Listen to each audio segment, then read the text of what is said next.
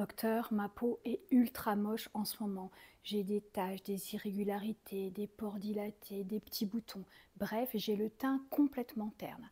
Alors ceci n'est pas l'apanage que des peaux qui vieillissent. Et oui, on peut le voir également chez des patients très jeunes. Mais rassurez-vous, ces peaux sorciers, on a des solutions pour vous. Bonjour Anne, je suis ravi de vous revoir. Qu'est-ce que nous pourrions donner comme explication à cette patiente, s'il vous plaît? Alors Pierre, cette problématique, elle est plurifactorielle. Et oui, comme souvent, sinon ce serait trop simple. Quand la peau vieillit, en fait, on a des cellules mortes qui vont s'accumuler à la surface de la peau. C'est ce qui est responsable du teint un petit peu grisâtre.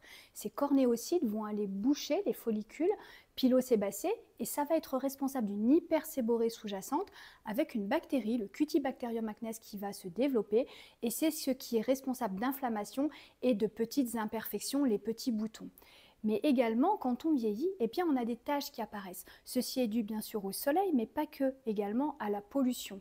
Et puis avec le vieillissement, on a la vascularisation de la peau qui se fait moins bien, donc on n'a plus les joues roses qu'on avait quand on était enfant. Vous ajoutez à cela des facteurs environnementaux, la malbouffe, la cigarette, l'alcool, le stress, le mauvais sommeil, et alors là, vous avez vraiment le combo perdant. Bon Pierre, je suis certaine que vous allez nous sortir de votre chapeau, enfin plutôt de votre labo, les solutions tant attendues. On vous écoute. Anne, j'ajouterai à tout ce que vous venez de dire, sous votre contrôle naturellement, que le renouvellement de l'épiderme prend 1 mois quand on a une vingtaine d'années et il prend 2 mois quand on a une cinquantaine d'années. Ce ralentissement physiologique du renouvellement cellulaire accélère tous les signes que vous avez mentionnés auparavant. Et donc, il y a une molécule sur laquelle tous les scientifiques s'accordent à dire que c'est la molécule qui va apporter l'efficacité que l'on souhaite dans cette problématique. Cette molécule, c'est l'acide glycolique. L'acide glycolique, c'est quoi? C'est une molécule qui va avoir 3 fonctions. La première fonction, c'est qu'elle va exfolier la peau. Elle va donc accélérer le turnover cellulaire, ce qui fait que les couches qui sont plus jolies, les couches qui sont plus neuves, entre guillemets, vont apparaître plus rapidement. C'est donc un effet de renouvellement cellulaire accéléré. Ça va améliorer la synthèse du collagène, la synthèse de l'acide hyaluronique et la synthèse de l'élastine, qui sont des composés physiologiques de la peau. Et quand on améliore le taux cutané de ces 3 molécules, eh bien, on contribue à diminuer les rides et les ridules et on améliore la tonicité de la peau et l'élasticité de la peau. On améliore l'ovale du visage. En plus de ça, c'est une des dernières fonctions de l'acide glycolique, c'est un hydratant naturel de la peau. Donc voilà l'intérêt de l'acide glycolique pour les problématiques que vous aviez mentionnées, Anne. Donc Pierre, si on résume, en fait, cette molécule, elle hydrate, elle uniformise le teint, elle lisse les ridules, elle régularise le grain de peau, elle favorise la production de collagène, bref, en gros, elle a tout bon quoi. Alors Pierre, on a souvent des patientes qui ont des peaux un peu réactives. Alors qu'est-ce que vous pouvez nous dire sur la tolérance de l'acide glycolique? Et quand il n'est pas toléré, qu'est-ce que l'on peut leur proposer en remplacement?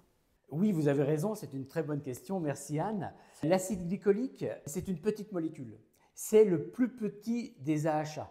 C'est une molécule de par sa taille qui va donc pénétrer très facilement, très rapidement dans la peau. Elle va donc être très efficace. Contrepartie, elle peut être légèrement irritante. Et quand je dis très efficace, 2 actions, on l'a vu, l'acné rétentionnel, les kystes, les comédons, les microkystes et sa composante anti-âge. Seulement voilà, oui, vous rencontrez des patientes qui ont des peaux sensibles, des peaux intolérantes. Qu'est-ce qu'on peut leur donner à la place de l'acide glycolique? Il y a d'autres acides, il y a d'autres molécules qui sont un peu plus grosses et qui vont donc pénétrer moins facilement et qui seront donc mieux tolérées et qui seront des exfoliants plus doux. On les appelle les exfoliants doux. Ces molécules, ce sont d'autres acides. J'en ai 2 qui me viennent en tête, qui sont beaucoup utilisés en dermocosmétique. C'est l'acide lactobionique et l'acide gluconique ou la gluconolactone. Quand on couple ces 2 molécules à des concentrations assez importantes, on arrive à avoir des exfoliations qui ne sont pas négligeables, mais qui sont douces de par la taille qui est plus grosse que l'acide glycolique et ce sont des molécules qui sont mieux tolérées et qui sont très bien adaptées pour les peaux sensibles. Nous sommes d'accord, Pierre, que ici nous sommes sur une gamme de produits qui ne sont pas remboursés.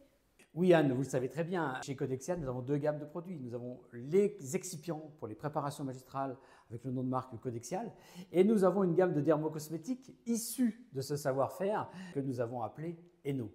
Eh bien, chez Eno, nous avons une gamme à base d'acide glycolique, nous avons la gamme Enolis. La gamme Enolis, pour ceux qui ne le savent pas, mais elle est bien connue maintenant du monde de la dermatologie, ce sont des concentrations d'acide glycolique pur qui vont de 5 à 25% avec des galéniques différentes, de l'émulsion à la crème, au gel, adapté à chaque type de peau. Pour les gens qui auraient une peau légèrement irritable ou des peaux sensibles, nous avons des produits à base de PHA. Nous avons des PHA dans deux de nos produits. Dans un produit qui est destiné à placer l'acide glycolique dans les cas des peaux sensibles, et dans un deuxième produit, notre nouveauté que nous venons de sortir il y a quelques semaines, Enolis SPF 50, des PHA dans une formule solaire pour une exfoliation douce associée à une protection solaire avec un indice de protection de 50.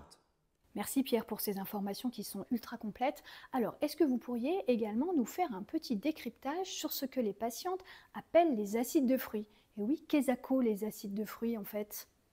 Oui, Anne, les acides de fruits, en fait, eh bien, ce sont des acides ici issus soit des fruits, soit du lait. Et à titre d'exemple, ce sont des molécules qui, au départ, sont des molécules naturelles. Je parlais du lait, vous avez l'acide lactique issu du lait. Et dans les vrais acides de fruits, l'acide glycolique, on l'a cité, issu de la canne à sucre. Vous avez l'acide mandélique qui vient de l'amande. Vous avez l'acide citrique qui vient du citron, etc., etc. Il y en a une multitude, je ne vais pas tous les citer, il y en a beaucoup. Et puis, il y a d'autres acides dont on a parlé un peu.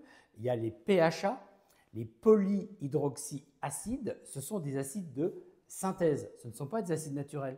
Et ces acides de synthèse, ils ont l'avantage ou le désavantage d'être des molécules un peu plus grosses, de pénétrer un peu moins facilement dans la peau, donc d'exfolier en douceur et d'être adaptés, comme on l'a vu, aux peaux sensibles. Et il y a un troisième acide, c'est l'acide salicylique. C'est un BHA.